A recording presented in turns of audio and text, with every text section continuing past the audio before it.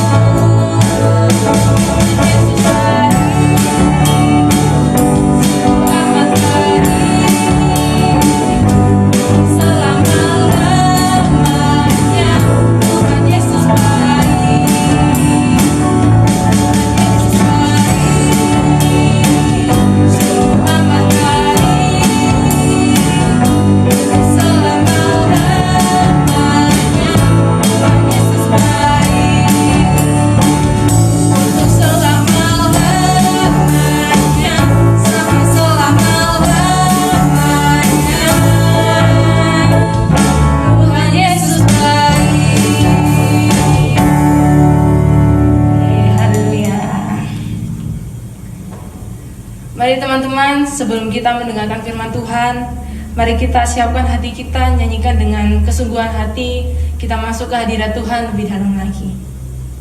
Sini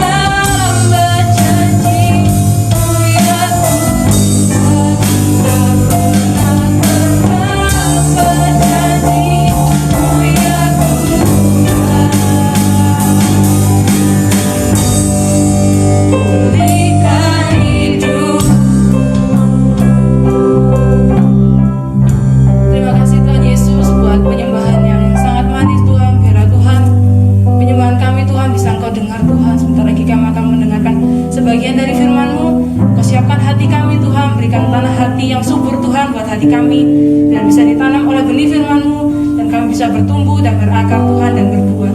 Terima kasih Tuhan, biarlah Tuhan Kau berikan kami telinga yang mendengar akan firman-Mu. Engkau berkati orang yang akan membawakan firman Tuhan, biarlah dapat merema dalam kehidupan kami. Terima kasih Tuhan Yesus, di dalam nama Tuhan Yesus, haleluya, amin. Anak-anak dan Dewan Guru yang dikasihi Tuhan, Shalom. Senang sekali hari ini saya kembali diberikan kesempatan untuk membawakan renungan di dalam persekutuan doa. Sebelum kita akan membaca dan merenungkan firman Tuhan, mari bersama-sama kita berdoa. Kami sungguh mengucap syukur ya Tuhan, oleh karena kasih dan kemurahan-Mu saja, kembali Engkau persekutukan kami dengan penuh sukacita dalam persekutuan doa. Keluarga besar SMK Harapan Sejati. Saatnya kami akan merenungkan sabda Tuhan. Kiranya firman Tuhan yang akan tertabur pada hari ini sungguh meresap di dalam hati kami dan sungguh-sungguh juga dapat kami lakukan dalam kehidupan kami sehari-hari. Di dalam nama Tuhan Yesus Kristus kami berdoa. Amin. Tema di dalam renungan pada saat ini adalah mempersiapkan diri dengan baik. Mempersiapkan diri dengan baik. Kita tentu sepakat bahwa segala sesuatu memerlukan persiapan. Segala sesuatu mempersiapkan penataan. Salah satunya sebentar lagi kita akan memasuki bulan Desember, yang artinya kita akan masuk di dalam perayaan Natal, menyambut hari kelahiran Tuhan Yesus Kristus, Juru Selamat kita. Di minggu-minggu ini, atau minggu depan tepatnya, kita akan masuk di minggu-minggu Advent. Ya, kalender gerejawi menyebutkan kita akan masuk di minggu Advent. Masa di mana kita mempersiapkan diri, menyambut kedatangan Tuhan, Sang Juru Selamat kita. Nah, kalau kita berbicara tentang Natal, 2 tahun ini menjadi waktu yang sungguh-sungguh berbeda dari tahun-tahun yang lalu, betul? Natal kita Natal yang berbeda karena adanya pandemi COVID-19. Nah, kalau kita lihat sebelum masa-masa pandemi, Natal kita begitu semarak. Pusat-pusat perbelanjaan penuh dengan banyak orang yang rindu, yang ingin mempersiapkan Natalnya dengan luar biasa. Ada keluarga-keluarga yang datang di sana untuk membeli pakaian untuk seluruh anggota keluarganya. Ada yang menyiapkan bahan-bahan makanan, ada yang membeli kue-kue Natal, bahkan juga pernak-pernik Natal. Tetapi bagaimana dengan Natal kita tahun lalu dan tahun ini? Jangan berkecil hati, jangan bersedih hati kalau tradisi-tradisi tadi tidak bisa sepenuhnya kita lakukan. Sebab tentu kita tahu bahwa Natal itu tidak selalu identik dengan pesta. Natal itu tidak selalu identik dengan makanan yang lezat, pernak-pernik yang mewah. Tidak. Sebab yang kita sambut adalah Juru Selamat, Tuhan Yesus Kristus, yang datang, yang lahir di sebuah kandang. Tidak ada kandang yang bersih, wangi, tidak ada. Kemudian dibalut dengan lampin, kain yang sudah tidak terpakai. Tentu jauh dari yang namanya kesan higienis. Nah, disinilah kita bersama-sama akan belajar di masa Advent ini, di masa persiapan ini, kita akan belajar untuk mempersiapkan sikap hati yang benar menyambut kehadiran Sang Juru Selamat. Bukan hanya sekedar pernak-pernik, bukan hanya sekedar atribut, tetapi sikap hati yang benar. Nah, anak-anakku yang terkasih di dalam Tuhan, firman Tuhan hari ini akan kita renungkan terambil dari Injil Matius pasal yang ketiga, ayat 1 sampai dengan ayat yang ke-6. Mari kita persiapkan bersama-sama Injil Matius pasal yang ketiga, ayat 1 sampai dengan ayat yang ke-6. Oke, saya akan membacakan untuk kita semua demikian sabda Tuhan. Pada waktu itu tampillah Yohanes Pembaptis di padang gurun Yudea dan memberitakan, bertobatlah sebab kerajaan surga sudah dekat. Sesungguhnya dialah yang dimaksudkan Nabi Yesaya ketika ia berkata, ada suara orang yang berseru-seru di padang gurun, persiapkanlah jalan untuk Tuhan, luruskanlah jalan baginya. Yohanes memakai jubah bulu unta dan ikat pinggang kulit, dan makanannya belalang dan madu hutan. Maka datanglah kepadanya penduduk dari Yerusalem, dari seluruh Yudea dan dari seluruh daerah sekitar Yordan. Lalu sambil mengaku dosanya, mereka dibaptis oleh Yohanes di sungai Yordan. Amin. Nah, tentu kita tidak asing dengan tokoh yang bernama Yohanes Pembaptis. Ya, siapa dia? Dia adalah pribadi yang dipilih khusus oleh Allah sebagai pribadi yang mempersiapkan umat Tuhan, ya, mempersiapkan umat Tuhan menyambut kedatangan Sang Juru Selamat Tuhan Yesus Kristus. Lalu bagaimana cara mempersiapkan diri menyambut kedatangan Sang Juru Selamat itu? Kita tahu tadi ada banyak sekali orang-orang yang berbondong-bondong menjumpai Yohanes Pembaptis. Orang-orang penduduk Yerusalem. Apa yang mereka lakukan? Ayat yang ke-6, lalu sambil mengaku dosanya, mereka dibaptis oleh Yohanes di sungai Yordan.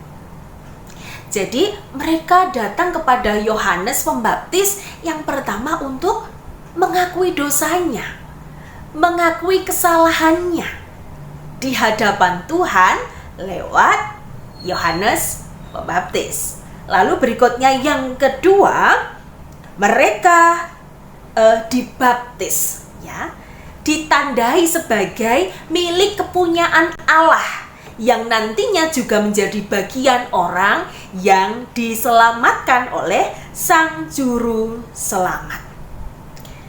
Nah, inilah cara-cara yang berkenan bagi Allah. Cara-cara menyambut Sang Juru Selamat seperti yang sudah disampaikan oleh Yohanes Pembaptis tadi. Bertobatlah. Dan benar, banyak orang datang kepadanya, bertobat, mengakui dosanya, kemudian dibaptis, yang artinya menyerahkan diri, ya, menyerahkan diri kepada Sang Juru Selamat untuk dipimpin, ya, untuk mengikuti jalan yang nantinya ditunjukkan oleh Sang Juru Selamat itu.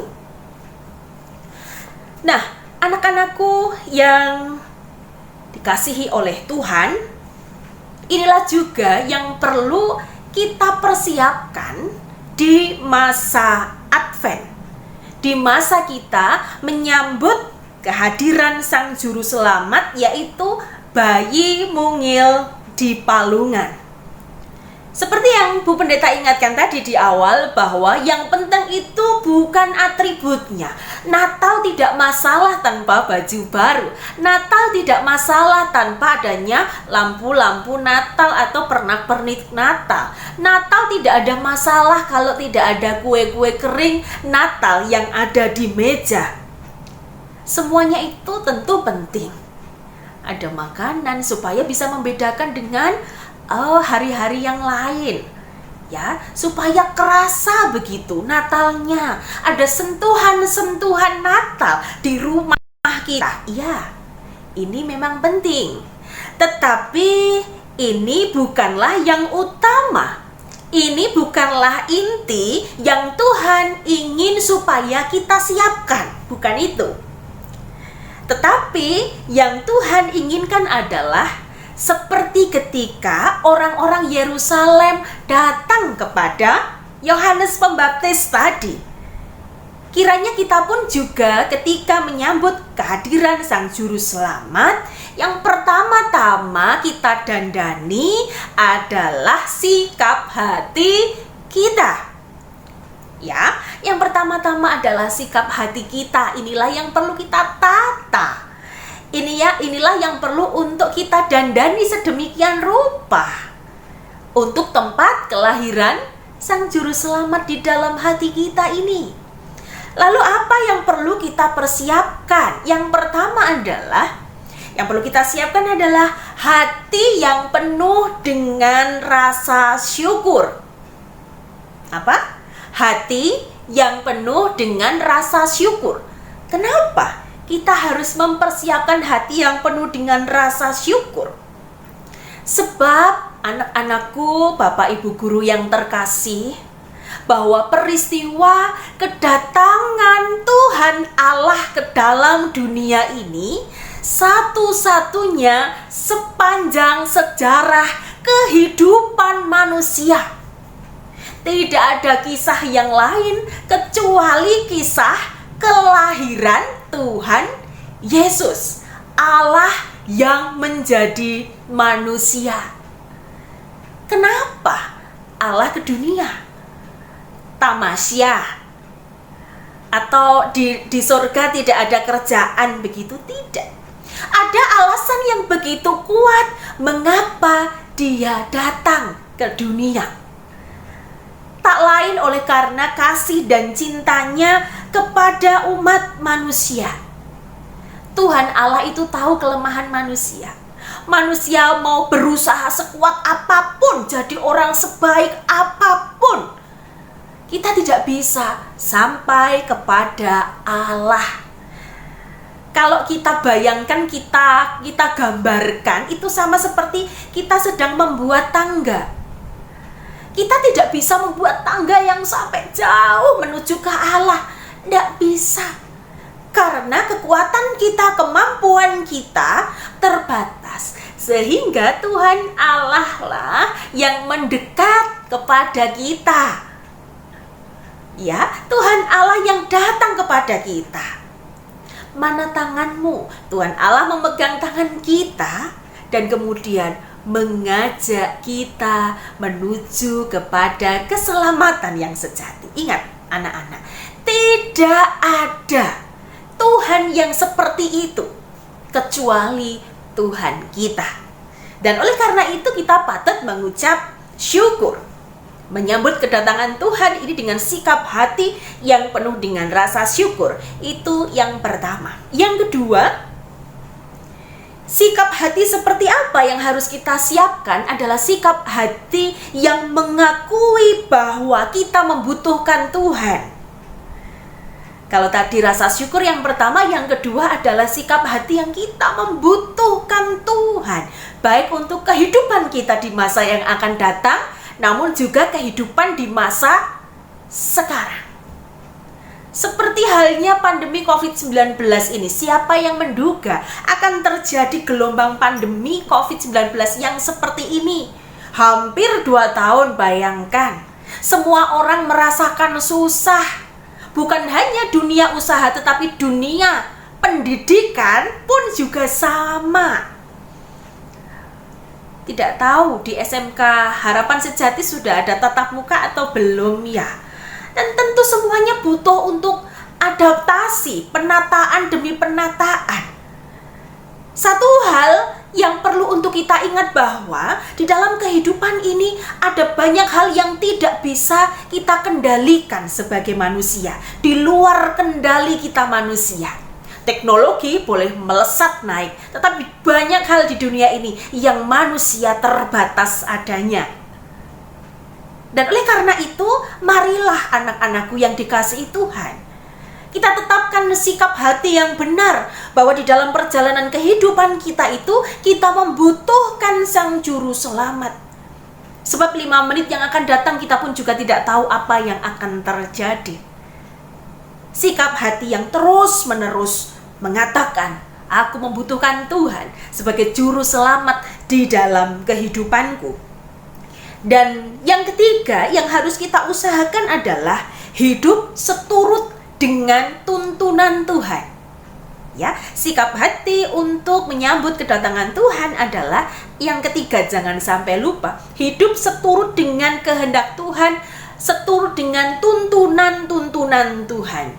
Dimanapun kita berada, apapun yang kita hadapi, jangan sampai lupa firman Tuhan harus tetap ditegakkan. Firman Tuhan harus di atas segala-galanya. Tantangan akan banyak, tetapi kiranya kita semua akan dimampukan dimanapun kita berada. Dalam segala keadaan apapun, anak-anak Tuhan tetap cemerlang. Anak-anak Tuhan tetap mampu untuk memancarkan sinar terang. Nah, anak-anakku yang dikasihi Tuhan, melalui pemaparan ini tadi, satu kesimpulan bahwa persiapan yang baik tentu akan berpengaruh. Kesiapan atau persiapan yang sungguh-sungguh, terutama ketika kita akan menyambut Natal, pasti juga akan mendatangkan berkat atas kehidupan kita.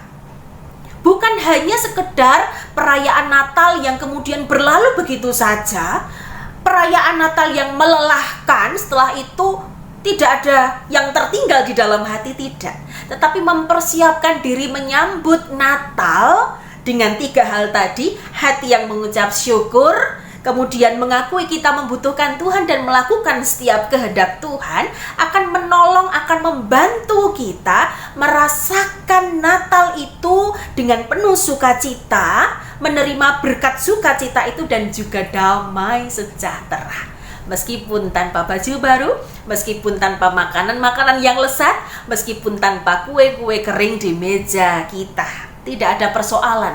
Hati tetap sukacita, hati tetap damai. Demikian juga anak-anakku yang dikasihi Tuhan, sebentar lagi kalian juga akan menghadapi ujian akhir semester. Dan seperti renungan hari ini, bahwa persiapan yang baik, persiapan yang sungguh-sungguh pasti juga akan menuai hasil yang baik. Ya, hasil yang baik, proses yang baik pasti juga tidak akan mengkhianati hasil. Kan seperti itu ya yang sering kita dengar.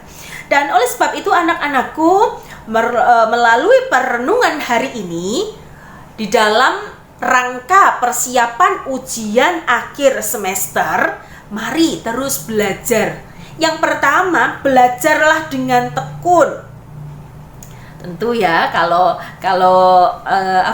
ingin hasilnya baik, yang satu hal yang tidak bisa dilupakan adalah belajar. Belajar artinya mengulang kembali ya pelajaran-pelajaran yang sudah diberikan oleh guru-gurumu. Nah, dengan belajar ini kita sendiri yang bisa mengukur, teman-teman. Kita bisa mengukur kemampuanku seberapa, sehingga aku harus berusaha seberapa. Oh, kemampuanku aku hanya bisa sampai 40 saja, berarti aku harus mengusahakan 60 itu. Oh, kemampuanku 70, berarti aku harus mengusahakan yang 30. Kemampuanku hanya 30, oh berarti aku harus mengupayakan yang 70 itu. Dengan belajar lebih keras lagi, ya, belajar lebih baik lagi. Lalu kemudian yang kedua, belajarlah juga untuk memohon berkat dan hikmat yang daripada Tuhan. Hikmat Tuhan akan menolongmu bijaksana menata segala sesuatu. Menata waktu untuk kita belajar. Menata waktu untuk kita beristirahat. Menata waktu untuk kita bisa beristirahat misalnya dengan ngegame misalnya. Boleh, Bu. Nggak ada yang larang. Asalkan tadi dengan bijaksana. Waktunya ngegame dengan waktunya belajar ya jangan lebih banyak. Waktunya ngegame, Rek. Iya, minta hikmat Tuhan. Waktu sebentar supaya refresh, betul? Supaya kita bisa refresh. Tetapi itu hanya sebagai, kita harus tahu waktunya, kita harus tahu porsinya. Kalau mau ujian berarti porsinya harus lebih banyak, yang digenjot adalah waktu belajarnya. Dan juga mohon hikmat Tuhan supaya engkau juga diberikan kalian bisa belajar konsisten, ya, konsisten. Tuhan sudah mengajariku, Tuhan sudah memberikan kemampuan bagiku untuk menata waktu. Oke, jam segini aku harus belajar. Oke, jam segini istirahat, jam segini melakukan ini dan itu. Belajarlah konsisten. Dan yang terakhir, yang tidak boleh dilupakan adalah apa? Memohon pertolongan Tuhan, mengandalkan Tuhan. Ya, tetapi bukan berarti terus ya, sudahlah aku mengandalkan Tuhan, cukup berdoa saja. No, 1-3 dilewati, tidak. Tetapi 4-4-nya tolong dilakukan. Ya, 4-4-nya tolong dilakukan. Apa saja? Belajar dengan tekun, memohon hikmat Tuhan untuk dapat membagi waktu dengan baik, belajar konsisten dan mengandalkan Tuhan. Serahkan setiap proses yang sudah kalian lewati kepada Tuhan. Tuhan, aku sudah belajar, aku sudah melakukan ini, sepenuhnya aku serahkan usahaku, kiranya Tuhan memberkati, hasilnya tidak mengecewakan. Nah, itulah anak-anakku yang dikasihi Tuhan, firman Tuhan hari ini yang sekali lagi mengingatkan kepada kita semua, ketika kita mempersiapkan segala sesuatu dengan baik dan sungguh-sungguh, percayalah bahwa kebaikan demi kebaikan akan mengalir di dalam kehidupan kita. Selamat menyambut Natal, selamat mempersiapkan diri dalam ujian akhir semester. Tuhan Yesus memberkati. Amin. Kita masuk di dalam doa syafaat dan juga berkat. Mari kita datang kepada Tuhan di dalam doa. Ya Allah Bapa kami yang bertahta di dalam kerajaan surga yang kami kenal, di dalam Tuhan Yesus Kristus Sang Juru Selamat, yang sebentar lagi kedatangannya akan kami sambut dengan penuh sukacita. Bapa, di masa-masa pandemi ini, mungkin penyambutan yang kami lakukan tidak seperti di tahun-tahun yang lalu sebelum pandemi COVID-19. Namun justru waktu-waktu ini menolong kami semua untuk kembali mempersiapkan diri seperti yang Tuhan inginkan. Bukan repot dengan atribut-atribut yang harus kami persiapkan, pernak-pernik yang harus kami tata, tetapi biarkanlah kami sibuk untuk mempersiapkan hati kami masing-masing. Bagaimana Tuhan, dengan penuh rasa syukur kami dapat merasakan kehadiran-Mu sebagai juru selamat. Sebab kami manusia biasa tidak akan sanggup, tidak akan mampu untuk mencapai selamat tanpa kehadiran Sang Juru Selamat itu di dalam kehidupan kami.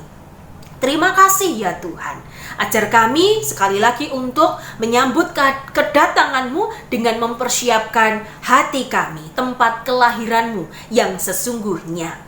Kami pun juga menyerahkan masa persiapan anak-anak kami menjelang ujian akhir semester. Bapa, kami memohon Kau memberikan kekuatan kepada anak-anak kami untuk dapat belajar dengan rajin, dengan tekun. Sebab merekalah yang paling tahu seberapa kemampuan mereka sendiri. Sehingga mereka pun harus berjuang mengisi kekurangan itu, belajar dengan tekun. Dan oleh karena itu kami mohon juga Tuhan memberikan roh hikmat, bimbingan kepada anak-anak kami untuk dapat membagi waktu dengan bijaksana. Waktu untuk belajar, waktu untuk beristirahat, waktu untuk bermain, waktu untuk membantu orang tua. Sehingga waktu-waktu yang tersedia itu sungguh dapat kami pergunakan dengan baik. Terlebih lagi di dalam kami mempersiapkan diri masuk di dalam persiapan ujian akhir semester. Berikanlah kepada kami roh Tuhan sehingga anak-anak kami dapat sungguh-sungguh konsisten di dalam mempersiapkan diri. Karena kami juga menyadari bahwa proses yang baik, proses yang sungguh-sungguh, hasilnya pun tidak akan mengecewakan. Bapa, kami menyerahkan juga para dewan guru. Tuhan menolong memberkati setiap pribadi. Berikanlah juga kesabaran, hikmat, ketekunan untuk dapat mengajar dengan hati, dengan kasih. Bukan hanya perkara transfer ilmu, tetapi biarkanlah para pendidik yang telah terpilih ini juga Tuhan pakai untuk mendidik anak-anak kami secara spiritual, secara iman, menjadi pribadi-pribadi yang kuat, tangguh, bukan hanya sekedar pandai dan pintar.